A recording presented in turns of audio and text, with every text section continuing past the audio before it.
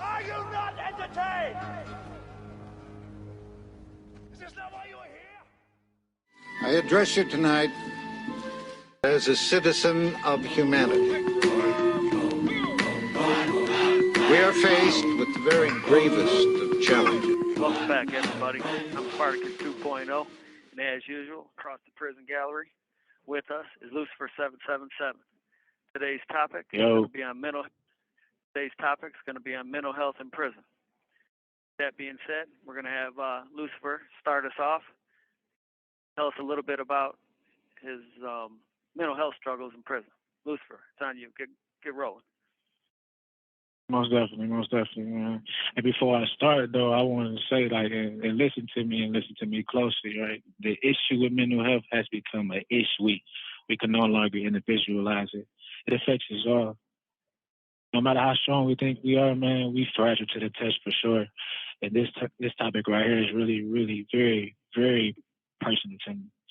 So I would like to start off by telling y'all, like, 2007, I was diagnosed with having bipolar disorder and having clinical depression. And at that time, I couldn't grasp it. I didn't know what those technical terms meant at that moment. Thought it wasn't real. You know, shit. Low key, black people in the hood do not trust doctors. We've been conditioned that way for some reason. I don't know how it became that way, but we just don't trust police and doctors, right? So I followed suit, and but those months after realizing that, like, maybe something could be wrong with me, I started to reflect. Even as a 14-year-old, because at the time I was 14, I started to reflect, and I started to recall memories about when I was 12 and burning several houses, setting several houses on fire, and just sitting in a gathered crowd to watch it. And when I was 13, just brandishing a gun in public, just without a care in the world, just walking around, just brandishing a gun. I don't have a purpose for it, you know. Not to mention the kind of stuff that I've done between those times, but those are just the things that I recall that I can remember to recalling, because my memories come in fragments. Right? I guess that's something probably with, like, dealing with post-traumatic stress. Because in my environment, you deal with that. It's a war zone in my environment. Right? I grew up at war with myself, not knowing unconsciously, and I grew up at war with people in my hood. For no reason at all. I used to start fights.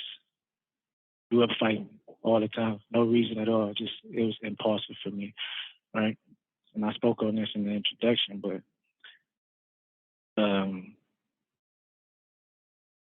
this is very important. This was very important for me, and this is like a sensitive subject. I'm vulnerable. I'm trying not to get choked up talking about it, but yeah. And later on that year in August, a brother of mine, a brother by blood we shared, not the blood we shared, and we used to do so much together. We used to body. We had a fetish for dirt bikes, period, motorized bikes, period. We had a fetish for it, and we used to go out and buy. At this particular moment, we had dirt bikes, and we used to play chicken with it. So if y'all don't know what chicken is, when, like, we used to play it on our bikes first, but chicken is where you get as close as possible to the other driver behind it and touch tires with it, you know. And it's a dangerous game to play, but we was kids. We thought it was fun. But we played it with motorized bicycles. So we doing at least about like 40, 30, and we playing chicken and stuff. We think it's fun. And he get out of control and hit his head on the curb. And he died in front of me. And he died in my arms. And at that moment, I realized I was on the edge of insanity. Because after that, I was trying to kill myself. It was like I spoke in the introduction, I spoke about a dark passenger. I was on autopilot. I just tried to kill myself. It was popping pills, getting into beefs, getting into shootouts. I didn't realize I was trying to kill myself until, like, I was by myself in prison with just my thoughts alone and my mental health condition. And then I recall these moments that I was just popping just pills, like 12, 15 at a time, blacking out, waking up in other people's houses, and uh, just starting beef with anybody. I was angry. I was on edge because I lost my brother. And it was,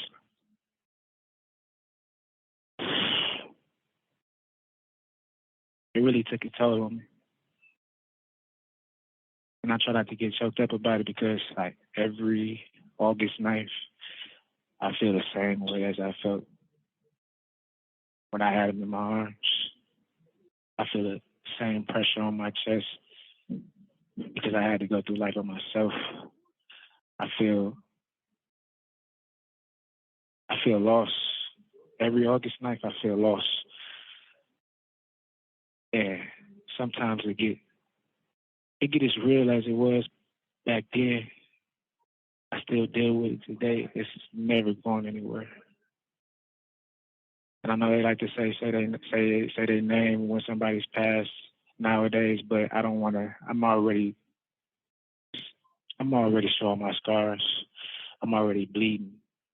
I don't want to bleed to death, so I won't say his name. But just know he lived with me. I tried to succeed at killing myself. So I had an 8th program, man. People don't know what an 8th program is. I would explain. This is an 8th program is what they send juveniles to when they violate their probation. And they sit in a nice cool, you're there from literally 8 in the morning to 8 at night. So you can't get in trouble. It was August. And normally in the 8th program, we have these group sessions, and we start up dialogues, and we talk about our problems. And the counselors really don't. Those counselors there's only a select few counselors that was really engaged with students or their participants. So I had shot off. I couldn't stomach being around people at that moment because all those old memories was coming back. And I tried to kill myself in the bathroom. And then as I'm sitting there, I'm like my life flashing before my eyes, and there's a guy there named Shotty. He was the coolest guy. He was the coolest guy I ever met as a youngster. He was cool as hell, man. He reminded me of my pops, and he took a liking to me. And if it wasn't for him, I wouldn't be here right now. I really wouldn't be here right now if it wasn't for him.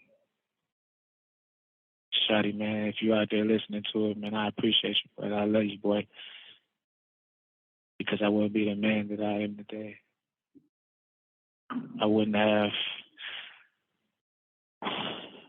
come to grips and come to terms with my struggles. I wouldn't have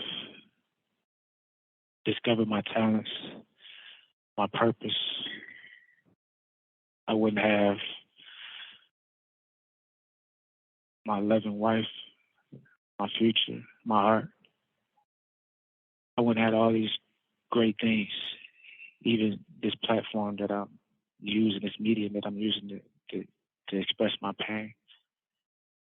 I wouldn't have that. And I appreciate all these things.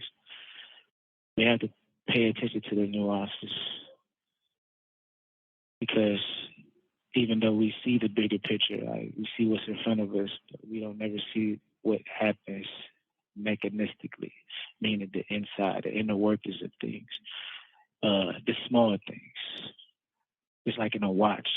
You see the watch, but when you open the watch, you see all these gears and all this complex weavers. We don't understand that these things are important for this watch to function, right? So when I really pride myself on paying attention to details, because I know that's where the real answers are hidden. And being in the moment, like, it taught me how to be in the moment. Because being in the moment, if I would have took my life that day, in that moment, you would normal people think that it's just them and this is the situation and whatever. But in that moment, you got cars driving outside. In that moment, you got birds flying overhead. In that moment, you have people in another room talking, having a discussion. In that moment, you have so many things going around with you. It's not just you in that moment. If I would have killed myself that day, I would have hurt my mom. If I would have killed myself that day, I would have traumatized kids that day. I would have traumatized humans that day.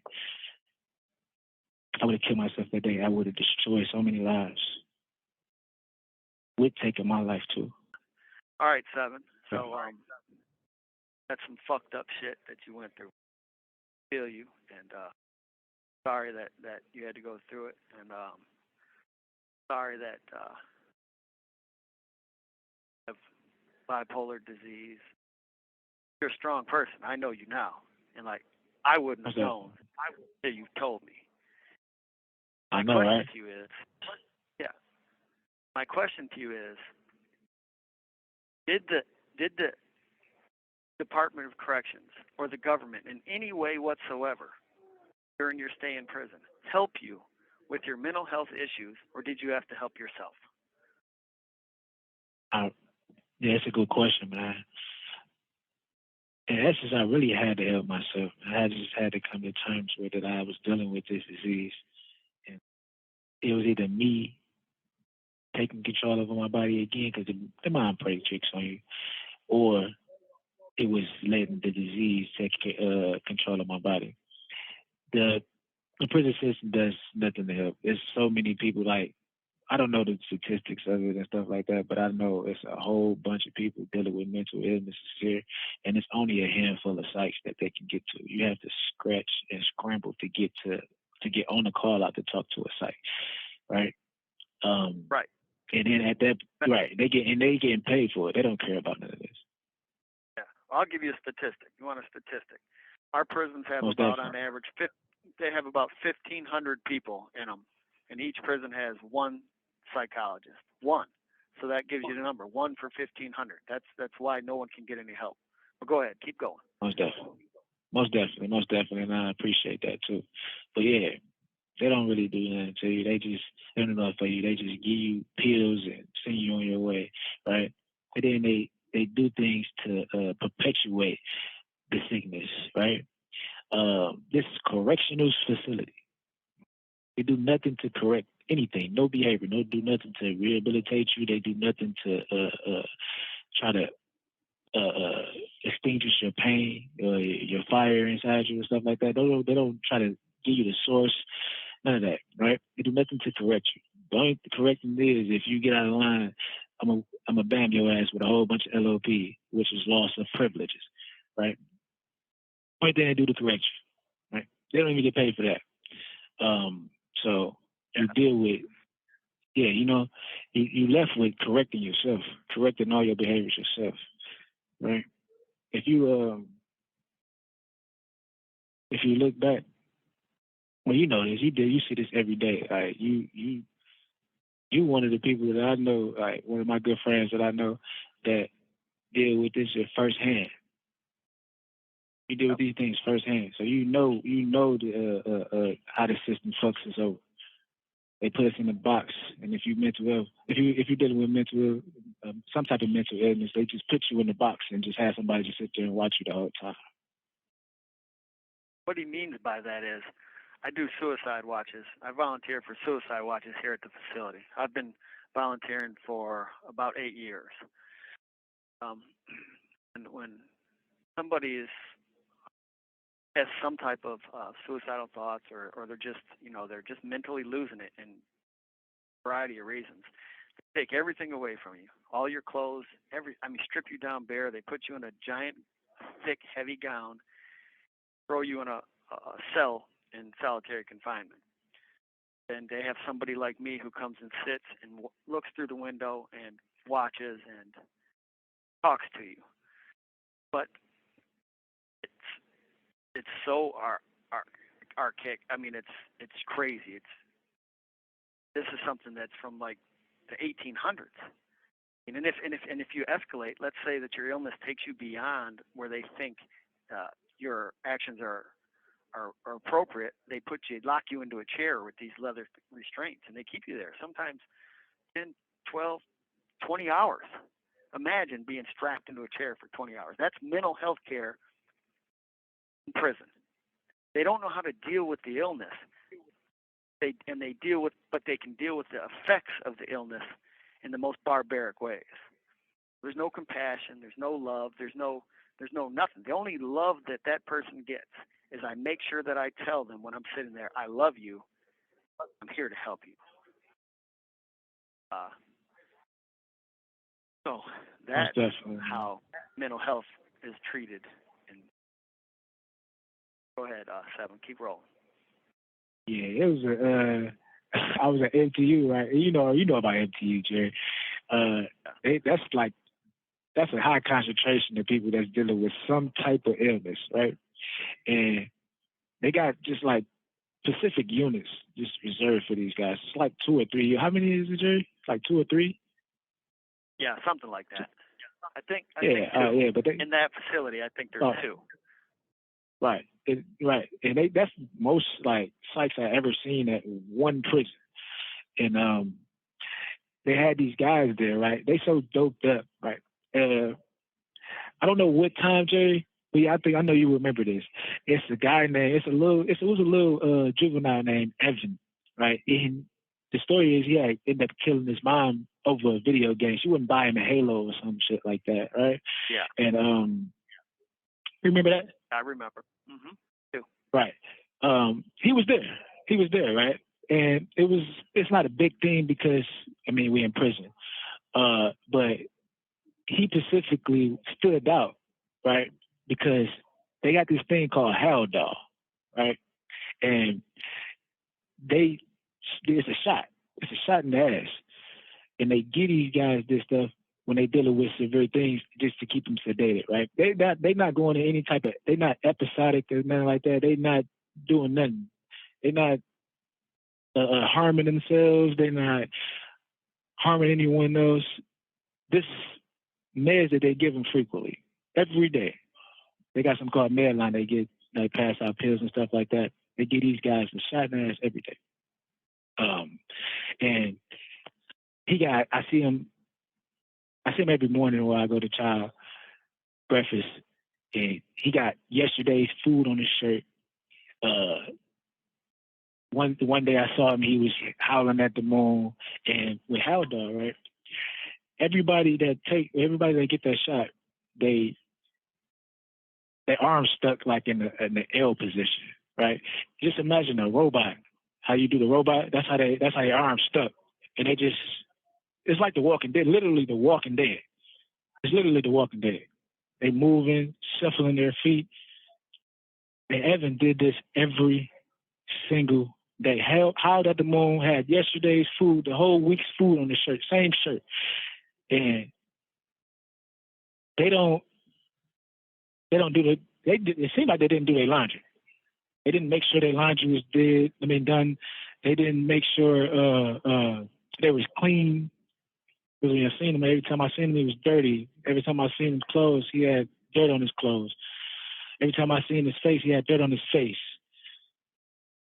So they just left him to their own devices. They just left him just to wallow in filth, you know? All right, Seven.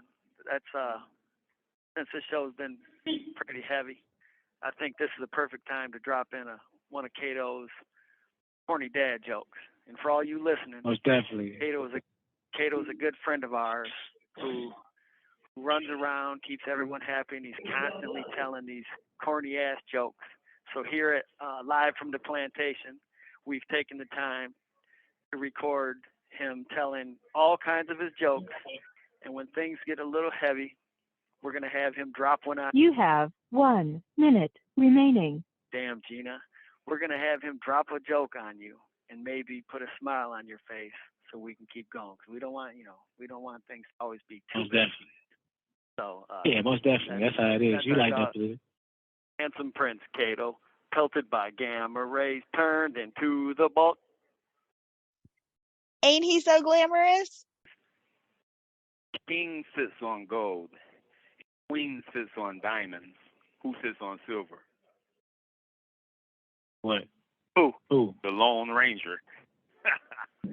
So, ladies and gentlemen, our announcer happens to have a master's in forensic psychology. So we'd like to have her ask us some questions. What do you think, Seven? Is that a good idea? Oh, yeah. Questions from the GOAT? Why not? All right. Bumblebee, hit us with some. So I think the most important thing that I think people don't understand is the solitary confinement, really, the sense of being alone, but I guess not even, you can be alone and not be alone. So it's how like the loneliness and the lack of connection, because you really do lose a good sense of like you're connecting with people from obviously the outside world, and in there, you don't want to really make connections with everybody. So it's very much so like, how do you balance that, being able to connect with not connecting, like still being able, that's what makes us all human, is that we can connect with each other. Yeah. Right. Okay. Seven, I think I'll take this one. So, where to fucking start with it? This is such a complex issue. You're right. In prison, you're constantly alone. You're around people all day long, but you're constantly alone. I mean, don't get me wrong. We have a few good friends, like Seven is one of my best friends. Right. All day long, I'm around people. I'm around fucking noise, like the speaker. The speaker buzzes. Imagine sitting in your house and there's a loudspeaker going all fucking day long. Doors clang. People scream and shout at each other. Toilets flush. Showers fucking ring out. Noise all day long. So none of that is healthy for the mind. I mean, I learned a long time ago, I meditate and pray often, and that gives me the strength to keep going after 28 years of this shit. But I'll tell you, like, I was in the hole. I was in solitary confinement one time for a year. That's true loneliness. When I was in there was no books and no TVs, no nothing.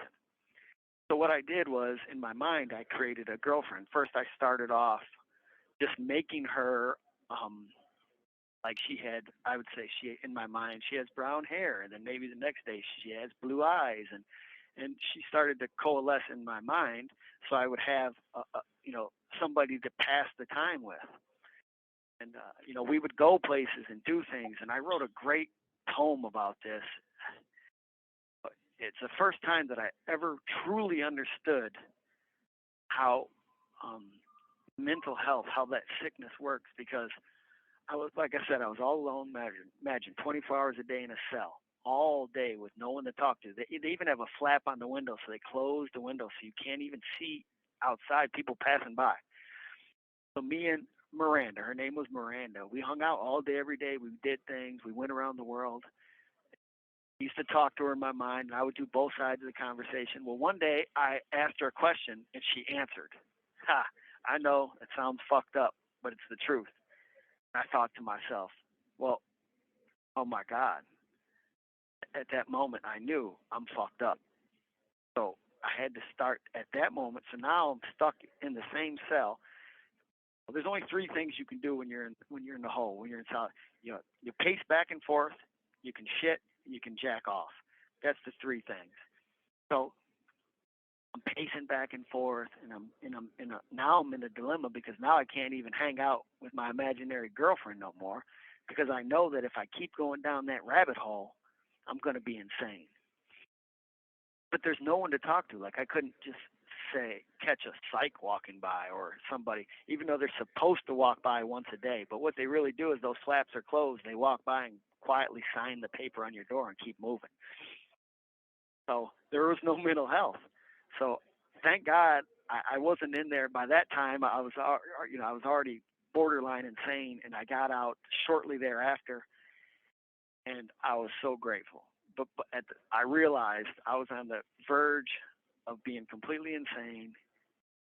When I got out, I had a long Jesus beard, and because they don't let you you can't shave. You couldn't shave your beard off in the hole that I was in. You could only get your hair buzzed. You get 4 minutes shower. So that's soap and air. They turn the water on. They chain you up, take you down, put you in the shower, and you get 4 minutes. So I was so glad to be out of there because it's so mentally taxing. Then I went and I tried.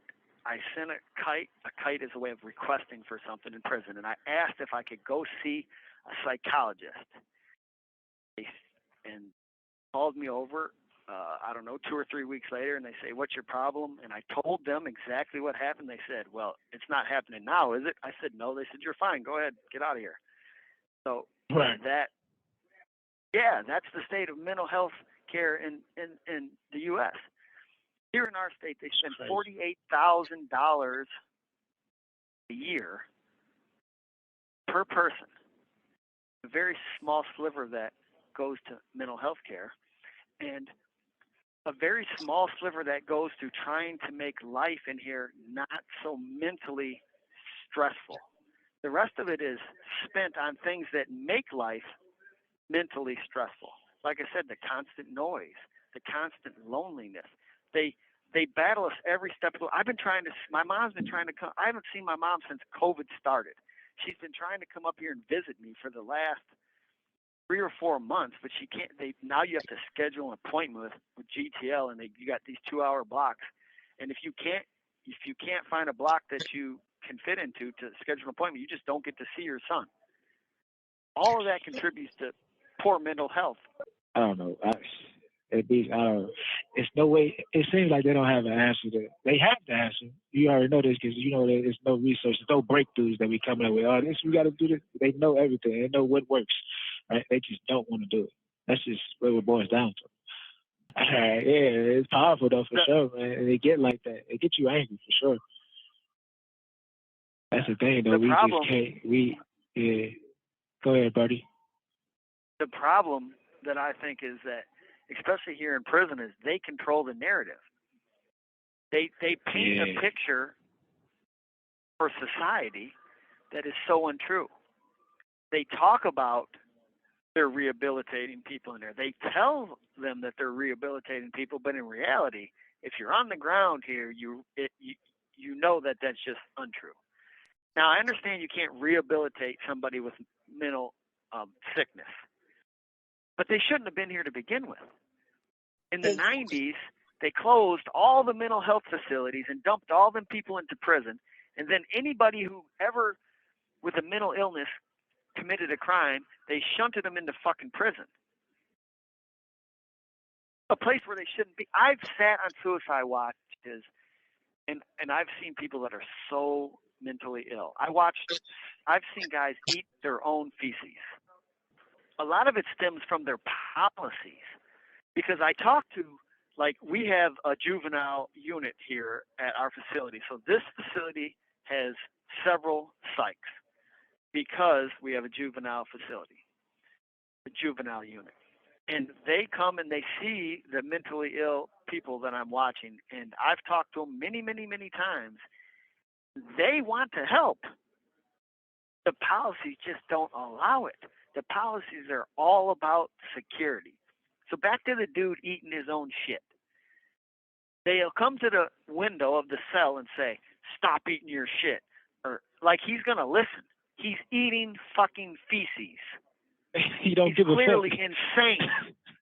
He's clearly insane, and they'll say, "I'm giving you a direct order to stop eating your feces." Like that's stop eating your shit. Like that's gonna make this dude who is clearly deranged stop. And then to take it a step further, they get angry when he doesn't follow the command. So then it starts to escalate. Now he's in there eating his poop. He won't stop, and the officers are getting more and more angry. Next thing you know, they rush in there, drag him out, and chain him in a chair. And they say, "Oh, this is for his own health." Oh yeah, they're going to tear gas him. They're going to spray him with tear gas, shoot him with the paintballs, whatever the fuck that they do. Drag his ass out of there and lock him in a chair. You already know this shit, right? This institution is built to break you, right? It's built to not instill you a fight. It's built to keep you down. And these people out here, the corrections that they implement is Bigfoot. They put that boot on your ass. Keep your ass down. We don't want you up. We don't want you being successful. We don't want you having an education. We don't want you doing none of that shit. None of that shit that'll get you better. And you know what the fuck that's called? Slavery. Most definitely. That's why we call this shit the plantation. For sure, for sure. None of that shit that'll get you to the point to where you feel free and you're free within yourself. None of that shit. That's why they paint this shit all monotone. It's nothing like it's nothing lively here. You know, you having excessive noise. You can't have fun. You can't go down there and play cards. They got a carpet area designated for this, but it's our house. Most definitely. They lie to you. They lie to the taxpayer. They say, "Oh, we keeping the streets safe." Well, we in there. They in there. Yeah. We getting all the criminals out so your family can be safe. And we'll never let them out. Yeah, why would you let them out? Because they're gonna end up doing this and doing that, this, that, and the third. They lie to y'all to get that money. They want that money. They need that money. A lot of times when they're telling you that, they believe this shit because there's a disconnect. They literally believe the shit that they're spewing. That's the problem. Most definitely, man. And we haven't even started to touch on things like the abuses and the mind games that they play. In the future, we'll do episodes that touch on those things. They got, man, there's so much shit that they do is designed to keep you fucked up. Yo, yeah. It's a lot of shit on the plate, man. Tune in next week. Live from the plantation. If you don't, you better be asleep. Get your ass up. Press play. Come on now, don't play with me. What do we say at the end of an episode? Break the chains? Break the chains. Break the chains. You know it. You know right. Break the chains. Break the motherfucking chains, baby. There you go.